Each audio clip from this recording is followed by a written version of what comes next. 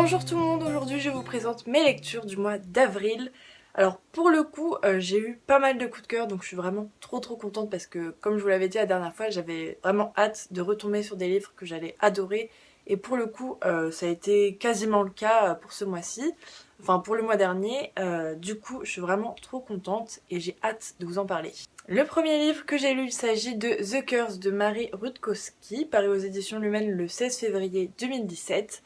Donc c'était il y a vraiment très peu de temps. Autant vous dire tout de suite que j'ai vraiment adoré son œuvre et c'était la première fois que je découvrais la plume de l'auteur et j'ai pas du tout été déçue. En ce qui concerne l'histoire, il s'agit de Kestrel, une jeune fille de 17 ans qui en fait est la jeune fille d'un grand général de guerre et en fait il va lui demander de faire un choix entre soit s'enrôler dans l'armée avec lui, soit se marier. Et évidemment, quand t'as 17 ans, t'as pas trop envie ni de te marier, ni de faire la guerre, en fait, voilà. Un jour, elle va se balader dans un marché, tranquillement, et en fait, elle va tomber sur un esclave qui doit être vendue en fait, et elle va l'acheter pour un prix assez énorme. C'est vraiment sous le coup d'une impulsion en fait, elle ne sait pas trop pourquoi, elle sait juste qu'il s'appelle Arin et que c'est un petit peu un esclave rebelle qui a à peu près son âge, et elle ne sait pas pourquoi elle va vouloir à tout prix acquérir cet esclave et ça sera chose faite. Sauf que voilà, c'est à cause de ça qu'il va se passer beaucoup de choses. Tout le monde va en parler autour d'elle, vu que c'est quand même quelqu'un d'assez important. Kestrel, c'est un personnage qui est très stratège et qui a la réputation de savoir si on lui ment ou pas.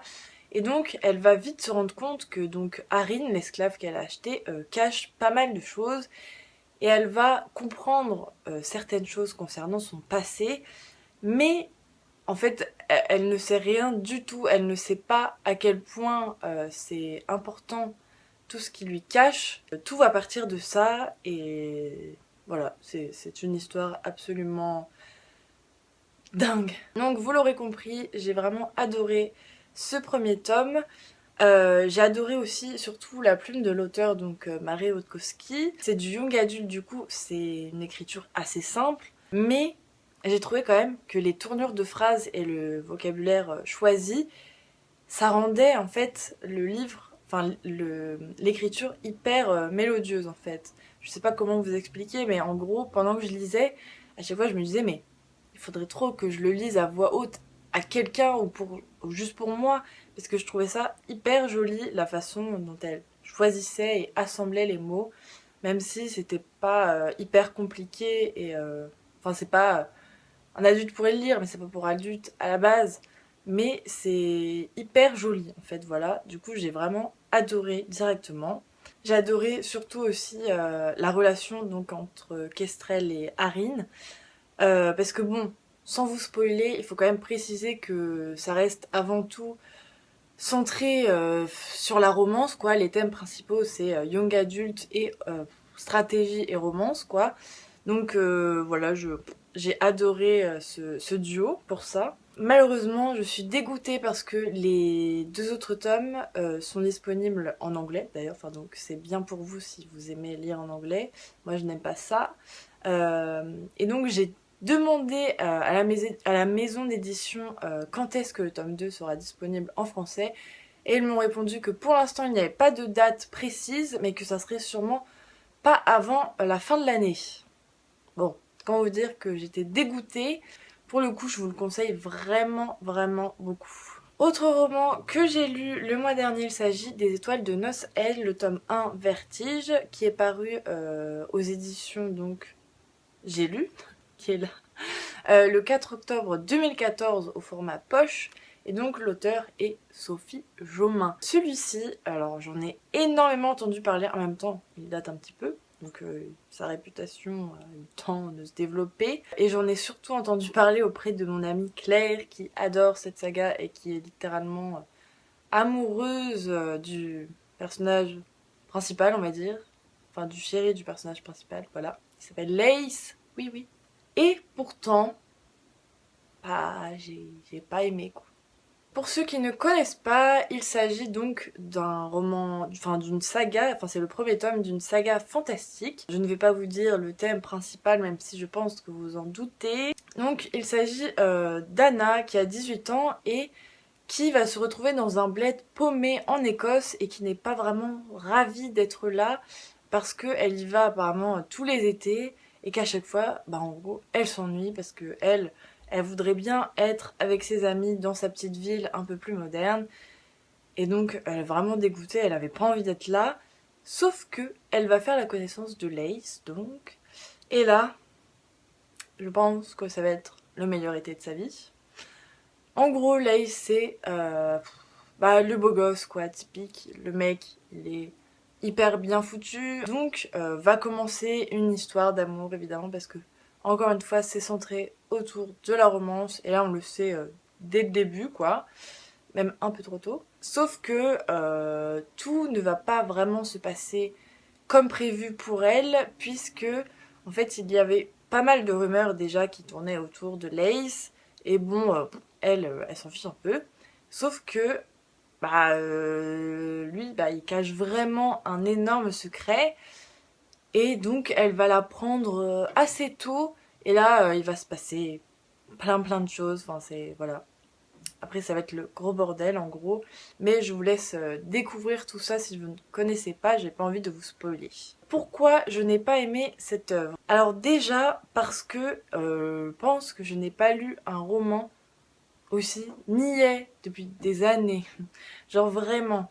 Bon, ceux qui me connaissent, ils savent que j'aime les films ou les romans, enfin, tout ce qui est niais. Voilà, j'aime bien la romance, j'aime bien tout ce qui est mignon. Mais là, c'est un peu trop. Enfin, au bout d'un moment, faut pas pousser. Et en fait, c'est surtout que tout se met en place hyper rapidement. Enfin, c'est beaucoup trop facile en fait. Et dans la vraie vie, ça se passe pas comme ça. Et puis de toute façon, c'est pas drôle quand c'est trop facile. Ça m'a un peu déçue. Et on s'en rend assez vite compte. Mais tout se passe comme ça en fait. Que ce soit la romance, la révélation des secrets, les méchants qui arrivent. Enfin, c'est un petit peu trop attendu à mon goût. Il n'y a pas assez de suspense en fait. Moi, j'aime quand même assez les suspens. C'est pour ça que je lis souvent des thrillers aussi, pas que de la romance. Par rapport à l'écriture de l'auteur aussi, j'ai pas du tout été convaincue. Encore une fois, c'est hyper simple. Mais là, c'est beaucoup trop simple, quoi. L'écriture est vraiment pas jolie, quoi. C'est vraiment trop simple à mon goût. Du coup, je vais pas dire que je vais m'arrêter là parce que c'est pas non plus une catastrophe et c'est pas un coup de gueule non plus. Enfin, c'est juste que j'ai pas apprécié et que j'ai trouvé ça un peu trop banal à mon goût. Donc, je vais quand même continuer, surtout qu'il y a vraiment de très bons avis partout sur le net, sur Instagram. Donc, je vois pas pourquoi moi je n'aimerais pas. Et puis, de toute façon, j'ai envie de savoir la suite déjà parce que peut-être qu'après ça va évoluer et que l'histoire va me plaire et que je vais m'attacher au personnage et que la romance va me plaire aussi. Pour l'instant, je ne suis pas convaincue, mais je ne désespère pas et je laisserai une deuxième chance à ce livre. Troisième roman et dernier roman que j'ai lu en avril, donc il s'agit de Luxe tome 5, donc de Jennifer L. Armentrout, qui est paru aux éditions J'ai lu le 12 avril dernier, donc 2017. Donc oui, je l'ai lu immédiatement dès qu'il est sorti parce qu'il fallait absolument que je lise le dernier tome de cette saga que j'adore plus que tout. Non, peut-être pas. Pour ne spoiler personne, je ne vais pas faire de résumé de cette saga. Donc pour ceux qui n'ont lu aucun des 4 premiers tomes avant celui-ci, je vous conseille d'aller voir ma vidéo sur le premier pour avoir un peu plus d'explications sur le sujet. Comme je m'y attendais, ce dernier tome ne m'a pas du tout déçue. Bien au contraire, j'ai été très heureuse de pouvoir enfin le lire et voilà. Parce que je pense qu'au bout d'un moment, en ayant vu toutes mes vidéos, vous avez compris à quel point j'aime cette saga et que j'aime l'auteur aussi. Au final, j'ai pas grand chose à dire, à part que comme d'habitude j'étais à fond dedans, du début à la fin. C'est vraiment, je ne pouvais pas m'empêcher de lire encore et encore parce que je voulais connaître la suite tout simplement et puis bah, savoir la fin, si ça finit bien ou pas. J'avais vraiment hyper peur de ce qu'elle nous réservait pour ce tome et donc pour la fin de la saga. Je me suis fait tous les films possibles et inimaginables parce que voilà, j'avais trop peur pour les personnages, pour tous les personnages d'ailleurs. Pour le coup, je suis plutôt pas rassurée, mais je suis contente, je suis en accord avec cette fin, voilà. Ça veut pas dire que c'est une fin, une happy end ou pas.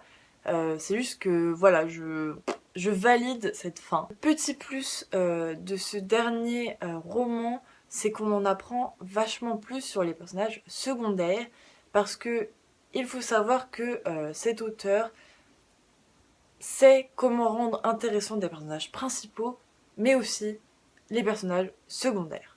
Et comme il y en a quand même pas mal, bah du coup c'est hyper intéressant et on a envie de connaître la suite pour chacun des personnages en fait. Je suis hyper contente de ce dernier tome et en même temps je suis hyper triste parce que, enfin quand même faut que je vous l'avoue que quand j'ai lu la dernière page j'étais un peu en mode PLS, genre non, pourquoi? Enfin, j'étais trop triste quoi que ce soit terminé parce que voilà, j'aimais trop. Mais je suis hyper contente d'avoir découvert cet auteur et son univers. Et puis je trouve que elle s'est vachement améliorée en fait par rapport au premier tome que vraiment j'avais pas du tout accroché. Je trouve qu'elle a vraiment développé son imagination et son style d'écriture. J'ai hâte d'avoir d'autres coups de cœur. D'ailleurs, j'en ai eu et c'est pour ça que je suis contente. Mais c'est sûr que quand on termine une saga qu'on adore, après, tous les autres livres qu'on va lire semblent un peu genre fades et nuls. Et du coup, c'est pour ça que je suis contente d'avoir quand même eu des coups de cœur après ça. Voilà. Donc si vous n'avez toujours pas commencé, je vous les conseille énormément, au cas où vous n'auriez pas compris. Et si vous n'avez pas aimé le tome 1, s'il vous plaît, ne vous arrêtez pas là, continuez. Et après, si vous n'aimez toujours pas le tome 2, bon là, vous arrêtez. Mais sinon, donnez-lui une chance. Voilà, et bien c'est tout pour aujourd'hui. J'espère que ma vidéo, mes lectures, vous aura plu concernant le mois d'avril. Moi en tout cas, j'ai été très contente de mes lectures et je suis très contente de mes lectures prochaines. Donc vous le saurez dans la prochaine vidéo. En tout cas, n'hésitez pas à me dire si vous avez déjà lu ces romans ou si vous comptez les lire, si vous avez des questions. N'hésitez pas, comme d'habitude, à me mettre des commentaires. Je vous souhaite de très belles lectures et puis profitez du soleil quand il y en a. Et puis je vous dis à une prochaine.